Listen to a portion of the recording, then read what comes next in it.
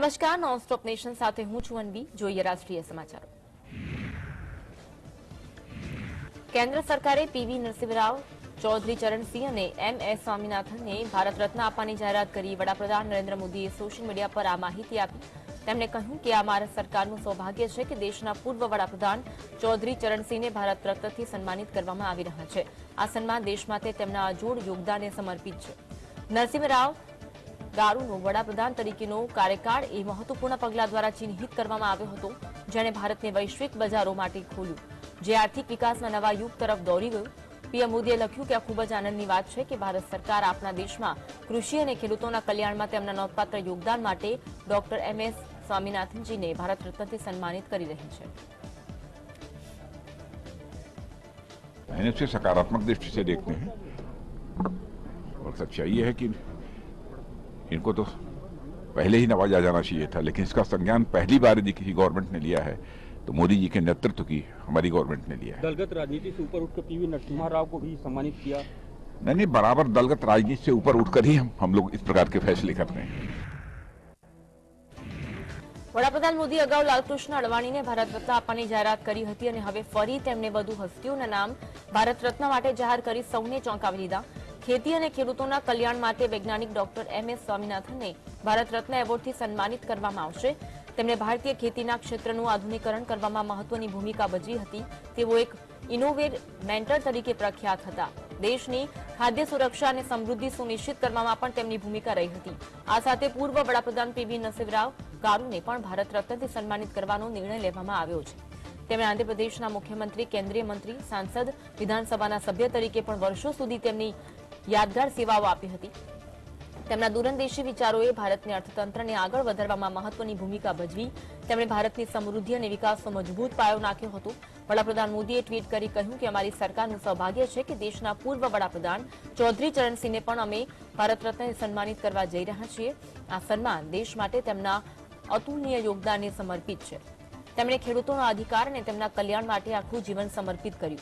યુપીના મુખ્યમંત્રી રહી ચૂકેલા કે દેશના ગૃહમંત્રી અને આટલું જ નહીં, એક ધારાસભ્ય તરીકે પણ તેમણે રાષ્ટ્ર નિર્માણને ગતિ આપી હતી. તે દેશના લદાયેલી કટોકટીના વિરોધમાં પણ મજબૂત રીતે ઉભા રહ્યા હતા.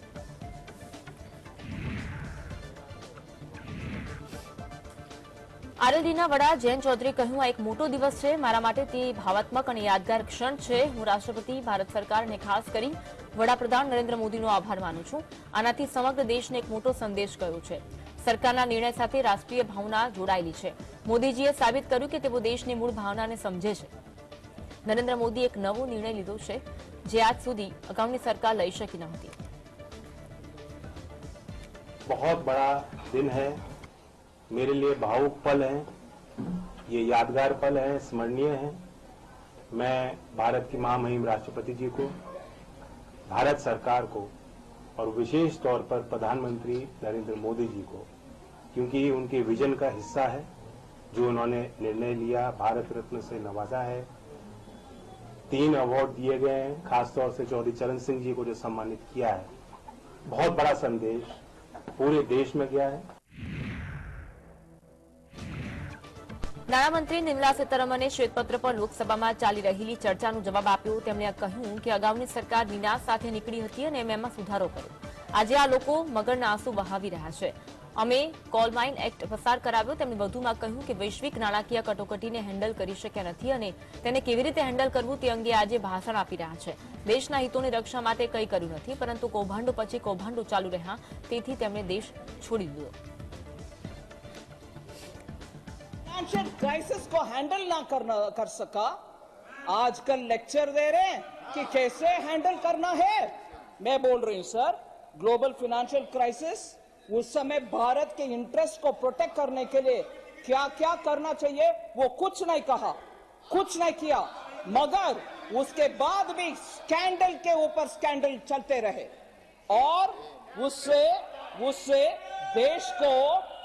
देश को ऐसे गंभीर अवस्था में खड़े रख के चले गए. भगवान जाने अगर वो कंटिन्यू करते इस देश का हालत आज क्या होता.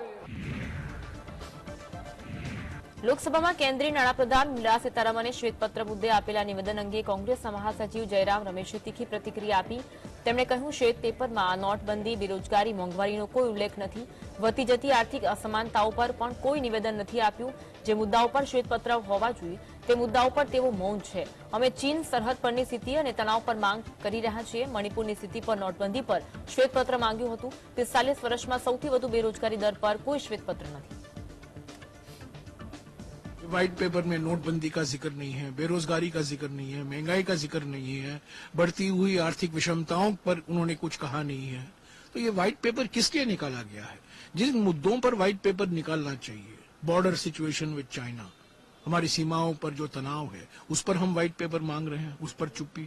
मणिपुर में पिछले 9 महीने से क्या हुआ है उस पर व्हाइट पेपर मांगे हैं, उस पर चुप्पी. हमने पहले नोटबंदी पर व्हाइट पेपर मांगा था, उस पर भी चुप्पी थी.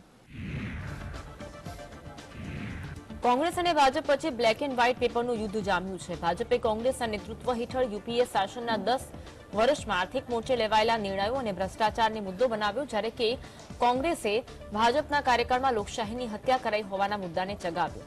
કોંગ્રેસના નેતા માને છે કે કોંગ્રેસ નેતાગીરી ભાજપ સામેની વ્યૂહરચનામાં ફરી નબળી સાબિત થઈ છે. ભાજપે ભ્રષ્ટાચારના મુદ્દાને ઉઠાવ્યો કે જે લોકોને વધારે સ્પર્શે છે. ટેલિકોમ, કોલસા, કોમનવેલ્થ ગેમ્સ વગેરેના કૌભાંડોમાં લાખો કરોડ રૂપિયાના આંકડા આપીને ભાજપે કોંગ્રેસે બેફામ ભ્રષ્ટાચાર કરેલો એવું ચિત્ર ઉભું કર્યું છે. સામે કોંગ્રેસના બ્લેક પેપરમાં એવા કોઈ નક્કર આંકડા જ નથી. ભાજપે 400 કરતા વધારે ધારાસભ્યોને તોડ્યા એવી ઉપરછલ્લી વાતો છે. કોંગ્રેસે ભાજપ સામે લડવું હોય તો નક્કર મુદ્દા સાથે ઉતરવું પડે, પણ કોંગ્રેસ પાસે એવો મુદ્દો જ નથી, એ બ્લેક પેપરે સાબિત કર્યું છે.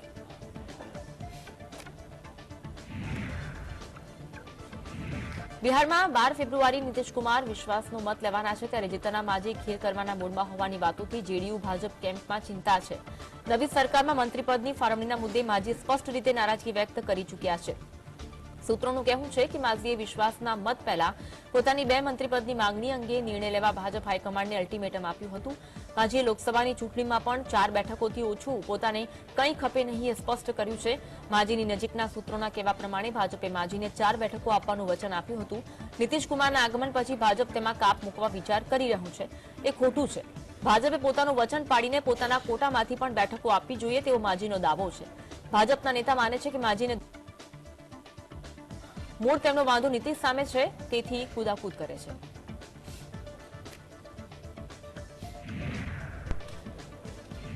ઝારખંડના ભૂતપૂર્વ મુખ્યમંત્રી હેમંત સોરેનના તાર કોંગ્રેસ સાંસદ ધીરજ સાહુ સુધી પહોંચતા સોરેનની સાથે સાથે સાહુની મુશ્કેલી પણ વધે એવા એંધાણ છે.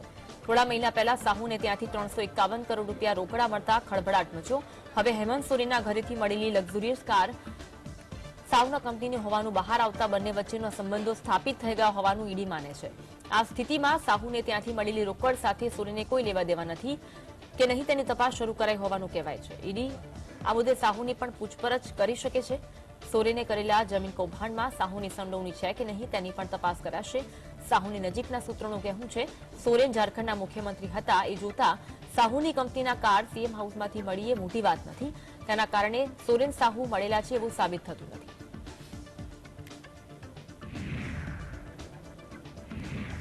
પાકિસ્તાનમાં ચૂંટણી બાદ મતગણતરી કરવામાં આવી છે, જેમાં નવાઝ શરીફ લાહોરની NA-130 સીટ પરથી જીત્યા છે. તેમની સામે પીટીઆઈ સમર્થક યાસ્મીન રશીદ ચૂંટણી લડી રહી હતી. બંને વચ્ચે 55,981 મતનો તફાવત હતો.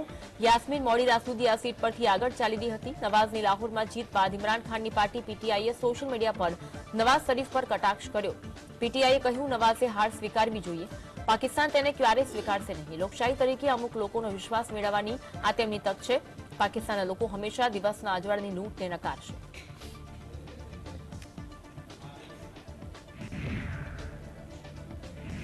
ઉત્તરાખંડના હલ્દવાનીમાં ગુરુવારે ગેરકાયદે મસ્જિદ અને મદ્રેસાને તોડી પાડવાને લઈને હોબાળો થયો. આ દરમિયાન બુલડોઝરની કાર્યવાહીથી નારાજ લોકોએ પોલીસ પ્રશાસન પર પથ્થરમારો કર્યો અને અનેક વાહનોને આગ ચાંપી લીધી. આ ઘટનામાં 6 દેખાવકારોના મોત થયા, જ્યારે 100થી વધુ પોલીસ કર્મીઓ ઘાયલ થયા. હલ્દવાનીમાં ઇન્ટરનેટ સેવા બંધ છે. આ ઘટના બાદ સમગ્ર રાજ્યમાં પોલીસ એલર્ટ પર છે. હલ્દવાનીની ઘટના બાદ ગ્રામ્ય વિસ્તારોમાં વધુ સાવચેત રહેવા સૂચના આપવામાં આવી છે. જિલ્લાના તમામ અધિકારીઓ માર્ગો પરથી દરેક ગતિવિધિ પર ચાંપતી નજર રાખી રહ્યા છે. સીએમ પુષ્કરસિંહ ધામી પણ આ સમગ્ર મામલે અધિકારીઓ પાસેથી ક્ષણ-ક્ષણની અપડેટ લઈ રહ્યા છે. વનકુટપુરા પ્રવર્તી રહેલા તંગ વાતાવરણને જોતા હવે દહેરાદૂનમાં પણ વહીવટી તંત્ર એલર્ટ પર આવી ગયું છે. દહેરાદૂન ડીએમ સોનિકા સિંહ અને એસએસપી અજય સિંહની સંયુક્ત ટીમ સતત સંવેદનશીલ વિસ્તારોની મુલાકાત લઈ રહી છે. હલ્દ્વાનીમાં થયેલી હિંસા મામલે નૈનીતાલના ડીએમએ પ્રતિક્રિયા આપી અને જણાવ્યું, હલ્દ્વાનીમાં વિવિધ સ્થળોએ અતિક્રમણ સામે હાઈકોર્ટના આદેશ બાદ કાર્યવાહી કરવામાં આવી છે. દરેકને નોટિસ અને સુનાવણી માટે સમય આપવામાં આવ્યો હતો. કેટલાકે હાઈકોર્ટનો સંપર્ક કર્યો તો કેટલાકે સમય આપવામાં આવ્યો હતો. કેટલાકને સમય આપવામાં આવ્યો નથી. જ્યાં સમય આપવામાં આવ્યો ન હતો ત્યાં પીડબ્લ્યુડી અને મ્યુનિસિપલ કોર્પોરેશન દ્વારા ડિમોલેશન ડ્રાઈવ હાથ ધરવામાં આવી. આ એક અલગ પ્રવૃત્તિ નહોતી અને કોઈ ચોક્કસ સંપત્તિને લક્ષ્યાંકિત કરવામાં આવી નહોતી. सभी को नोटिस दिए गए, सुनवाई के अवसर दिए गए. सुनवाई समिति ने करके प्रत्येक व्यक्ति को एक एक करके सुना और सबका निस्तारण किया. निस्तारण करने के बाद कुछ लोग माननीय उच्च न्यायालय में भी अप्रोच किया. कुछ लोगों ने, कुछ को समय मिला, कुछ को नहीं मिला. जहां पर समय नहीं मिला वहां डिमोलिशन ड्राइव भी नगर निगम, पीडब्ल्यूडी और अन्य विभागों के माध्यम से अपनी अपनी परिसंपत्तियों पर टेकअप करी गई. तो मेरा ये स्टोरी, ये बैकग्राउंड बताने का मकसद ये है कि ये कोई आइसोलेटेड एक्टिविटी नहीं थी. જ્ઞાનવ્યાપી અને ઈદગાહને લઈ મૌલાના તૌકી રઝાના જેલ ભરો આંદોલનને લઈ પોલીસ પ્રશાસને ચુસ્ત સુરક્ષા વ્યવસ્થા ગોઠવી એવી સુરક્ષા પૂરી પાડવામાં આવી છે કે પક્ષી પણ તેને અથડાવી ન શકે. સુરક્ષા માટે આરએફ, પીએસસી અને મોટી સંખ્યામાં પોલીસ દળો તૈનાત કરવામાં આવ્યા છે. તો પડોશી જિલ્લામાંથી પણ ફોર્સ બોલાવવામાં આવી. તૌકી રઝાએ જ્ઞાનવ્યાપીને લઈને જેલ ભરો આંદોલનની જાહેરાત કરી. જેલ ભરો આંદોલનને લઈ ઇત્તિહાદી મિલત કાઉન્સિલ દ્વારા વિવિધ સ્થળોએ પેમ્પલેટનું વિતરણ કરવામાં આવ્યું.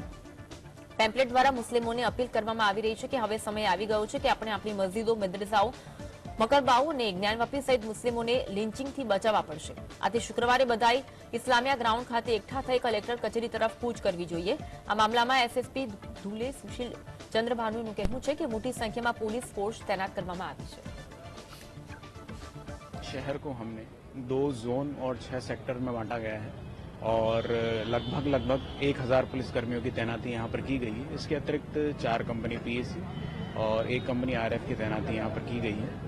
और जितनी भी जहाँ भी जुम्मे की नमाज होनी है सारी मस्जिदों पर काफ़ी अच्छे से पुलिसकर्मियों का व्यवस्थापन है और सारी सुरक्षा व्यवस्था चाक चौबंद है. મુંબઈમાં શિવસેનાની ઉદ્ધવ જૂથના નેતા અભિષેક ઘોષલાકરની હત્યાથી સનસનાટી મચી ગઈ. ફેસબુક લાઈવ દરમિયાન અભિષેક ઘોષલાકર 3 ગોળી વાગી હતી. તેમની સાથે ફેસબુક લાઈવમાં બેસેલા મોરિસ નામના શખ્સે અચાનક ગોળીઓ વરસાવવાનું શરૂ કર્યું. ઇજાગ્રસ્ત અભિષેકને સારવાર માટે હોસ્પિટલ ખસેડાયા, પરંતુ સારવાર દરમિયાન તેમનું મોત થયું. અભિષેકની હત્યા કરનાર મોરિસે પણ ફાયરિંગ કર્યા બાદ આત્મહત્યા કરી. ગોળીબારનો શિકાર બનેલા ઘોસાલકર પૂર્વ નગરસેવક હતા. તેઓ શિવસેના ઉદ્ધવ જૂથના નેતા વિનોદ ઘોસાલકરના પુત્ર હતા. એવું કહેવાય છે કે પરસ્પર વિવાદના કારણે આ ફાયરિંગ કરાયું હતું. ફાયરિંગની ઘટના વાયુવેગે ફેલાયા બાદ શિવસેના ઉદ્ધવ જૂથના કાર્યકર્તાઓ મોટી સંખ્યામાં ઉમટી પડ્યા. ઘટના બાદ ઘણા નેતાઓ અને કાર્યકર્તાઓ રોષે ભરાયા. પાર્ટી નેતાઓનું કહેવું છે કે દોષિતો સામે કડક કાર્યવાહી થવી જોઈએ. ઘટનાની જેટલી નિંદા કરીએ તેટલી ઓછી છે.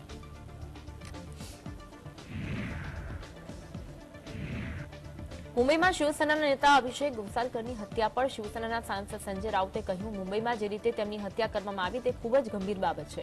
મુંબઈમાં ગુંડારાજ ચાલી રહ્યું છે અને આખા મુંબઈમાં માફિયા રાજ ચાલી રહ્યું છે. તેમણે કહ્યું કે અમે ચૂપ નહીં બેસીએ. તેમણે સરકાર પર પ્રહાર કરતા કહ્યું કે હવે ક્યાં છે તમારી ઈડી અને સીબીઆઈ? આ ગુંડારાજ માટે પીએમ મોદી અને કેન્દ્રીય ગૃહ મંત્રાલય જવાબદાર છે. મંત્રી અમિત શાહ જવાબદાર છે.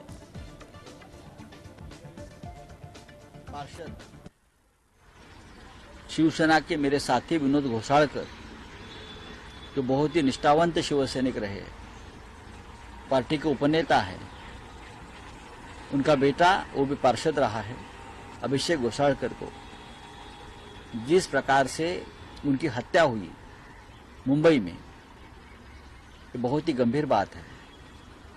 पूरे महाराष्ट्र में गुंडाराज चल रहा है, माफिया राज चल रहा है और शिंदे सरकार के आशीर्वाद से ये माफिया राज चल रहा है.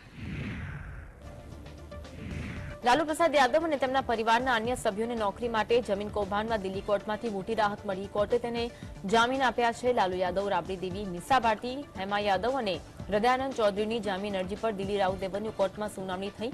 કોર્ટે કેસમાં તમામની અરજી સ્વીકારી અને તેમને વચગાળાના જામીન આપ્યા. કોર્ટે 1 લાખ રૂપિયાના બોન્ડ પર તેની જામીન અરજી સ્વીકારી. તેમને જણાવી દે કે લેન્ડ ફોર જોબ સ્કેમ મુદ્દે લાલુ યાદવ અને તેમના પરિવાર પર સતત રાજકીય હુમલા થઈ રહ્યા છે.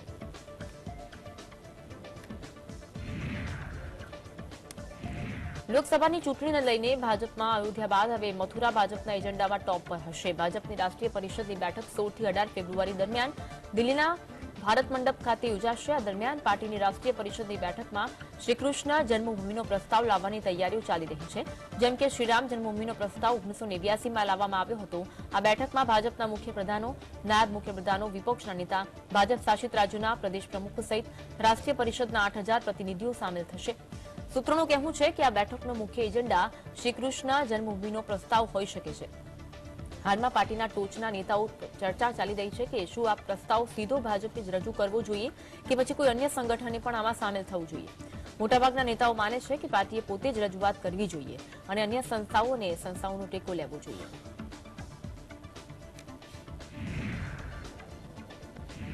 લોકસભાની ચૂંટણીની તૈયારીઓ ચાલી રહી છે. ગઠબંધન કરીને ચૂંટણી લડી રહેલ પક્ષો ઈચ્છે છે કે સીટોની વહેંચણી વહેલી તકે થાય, જેથી તૈયારીઓને તેજ બનાવી શકાય. લોકસભા ચૂંટણી માટે કોંગ્રેસ, આરજેડી, ટીએમસી, આમ આદમી પાર્ટી જેવા પક્ષો સાથે મળી ઇન્ડિયા એલાયન્સની રચના કરી. જોકે ઇન્ડિયા ગઠબંધનમાં હજુ સુધી સીટની વહેંચણી થઈ નથી, જેના કારણે આમ આદમી પાર્ટી કોંગ્રેસથી નારાજ છે. વાસ્તવમાં આમ આદમી પાર્ટી 13 ફેબ્રુઆરીએ પોલિટિકલ અફેર્સ કમિટીની બેઠક બોલાવી છે. આ બેઠકમાં ગોવા, હરિયાણા અને ગુજરાતની લોકસભા બેઠકોના ઉમેદવારો નક્કી કરવામાં આવશે. સીટ વહેંચણીમાં વિલંબને લઈને આમ આદમી પાર્ટી પણ કોંગ્રેસથી નારાજ છે. આપનું કહેવું છે કે સીટોની વહેંચણી વહેલી તકે થવી જોઈએ, જેથી ચૂંટણીની રણનીતિ બનાવી શકાય અને ચૂંટણી પ્રચાર શરૂ કરી શકાય. એડમિશનને સરકારી નોકરીઓમાં અનામત આપવા માટે રાજ્ય સરકારોને અનુસૂચિત જાતિ અને જનજાતિમાં ઉપવર્ગીકરણ કરવાનો અધિકાર છે કે નહીં તેની સમીક્ષા દરમિયાન સુપ્રીમ કોર્ટે જણાવ્યું કે રાજ્ય સરકારો પછાત વર્ગોને અનામતના લાભો આપવામાં પસંદગીલક્ષી બની શકે નહીં. જો રાજ્ય સરકારો આમ કરશે તો તૃષ્ટિકરણનો ખતરનાક ટ્રેન્ડ શરૂ થશે. ઈવી ચિનૈયા વિરુદ્ધ આંધ્રપ્રદેશના 2004ના ચુકાદાની સમીક્ષા કરવાની માંગ કરતી અરજીઓની સુનાવણી દરમિયાન મુખ્ય ન્યાયમૂર્તિ ડીવાય ચંદ્રચૂડના નેતૃત્વવાળી 7 સભ્યોની ખંડપીઠે આમ જણાવ્યું. Attorney general R Venkataramani, solicitor general Tushar Mehta, વરિષ્ઠ વકીલ કપિલ સિબ્બલ તથા રાજ્યોની તરફથી હાજર થયેલા વકીલોની દલીલો સાંભળ્યા પછી સુપ્રીમ કોર્ટે જણાવ્યું કે પછાત વર્ગોને અનામતના લાભો આપતી વખતે તે અન્યોને આ લાભથી વંચિત કરી શકે નહીં. ખંડપીઠ 23 અરજીઓની સુનાવણી કરી રહી છે, જેમાં પંજાબ સરકારે દાખલ કરેલી એક પ્રમુખ અરજી પણ સામેલ છે.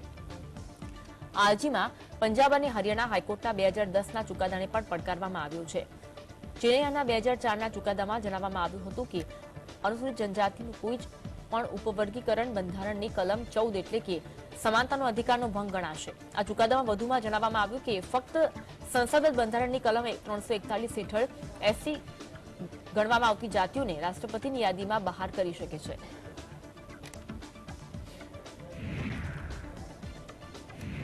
સંસદીય સમિતિને ભલામણ કરી છે કે શહીદ થયા બાદ અગ્નિવીરના પરિવારજનોને પણ નિયમિત સૈનિકોની જેમ સુવિધાઓ આપવામાં આવે. સંરક્ષણ પરની સંસદીય સ્થાયી સમિતિએ પણ સંસદમાં કહ્યું કે ફરજ પર શહીદ થયેલા સૈનિકોના પરિવારોને આપવામાં આવતી રકમમાં વધારો કરવાની ભલામણ કરવામાં આવી છે. પેનલે કહ્યું કે અલગ અલગ રાજ્યો શહીદોના પરિવારને પોતપોતાના હિસાબે વળતરની રકમ આપે છે. આ તમામ રાજ્યોમાં સમાન વળતર હોવું જોઈએ. આ ઉપરાંત સમિતિએ જણાવ્યું કે 4 વર્ષની સેવા માટે પણ ફાયર ફાઈટરની ભરતી કરવામાં આવે. તેમની શહીદી પછી પરિવારને મળતો લાભ નિયમિત સૈનિક જેટલો હોવો જોઈએ. અગ્નિવીર યોજના હેઠળ સૈનિકો, નાવિક અને એરમેનની ભરતી કરવામાં આવે છે. ફરજ પર શહીદ થયેલ અગ્નિવીરના પરિવારને 48 લાખ રૂપિયાની વીમા રકમ, 44 લાખ રૂપિયાનું વળતર, આ સિવાય 8 લાખ રૂપિયા સર્વિસ ફંડમાંથી આપવામાં આવે છે અને યુદ્ધ ફેસિલિટી ફંડ જમા કરવામાં આવે છે. અને આ ઉપરાંત પરિવારને શહીદીની તારીખથી 4 વર્ષની સેવા પૂરી થાય ત્યાં સુધી પગાર મળવાની પણ જોગવાઈ છે.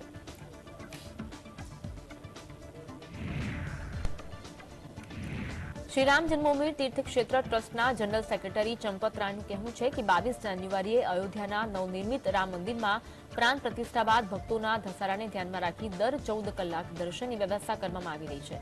પરંતુ ઘણા લોકોનું માનવું છે કે 5 વર્ષના તરીકે પૂજાતા ભગવાન રામને પણ સમયાંતરે આરામની જરૂર છે. ચંપત રાયે ઇન્દોરમાં જણાવ્યું કે હાલમાં અયોધ્યામાં રામ જન્મભૂમિ પર બનેલા મંદિરમાં દરરોજ લગભગ 1 લાખ લોકો આવી રહ્યા છે અને ભક્તોના ભારે દબાણને ઓછું કરવા માટે લોકોને દર 14 કલાક આ મંદિરમાં દર્શન કરવાની છૂટ છે. 24 જાન્યુઆરીથી દિવસ વ્યવસ્થા ચાલી રહી છે. ટ્રસ્ટના જનરલ સેક્રેટરીએ કહ્યું, ઘણા લોકો કહે છે કે ભગવાનના બાળ સ્વરૂપને વચ્ચે આરામની જરૂર છે.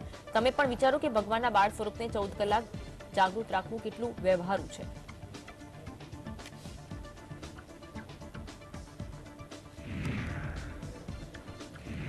હિમાચલ પ્રદેશ, જમ્મુ કાશ્મીર, ઉત્તરાખંડના હાડ ગાળતી ઠંડીનો અનુભવ થયો। હિમાચલ પ્રદેશના કુકુમસેરમાં ઠંડીનો રેકોર્ડ તોડ્યો હતો। તાપમાનનો પારો ગગડી -14.2 ડિગ્રીએ પહોંચી ગયો।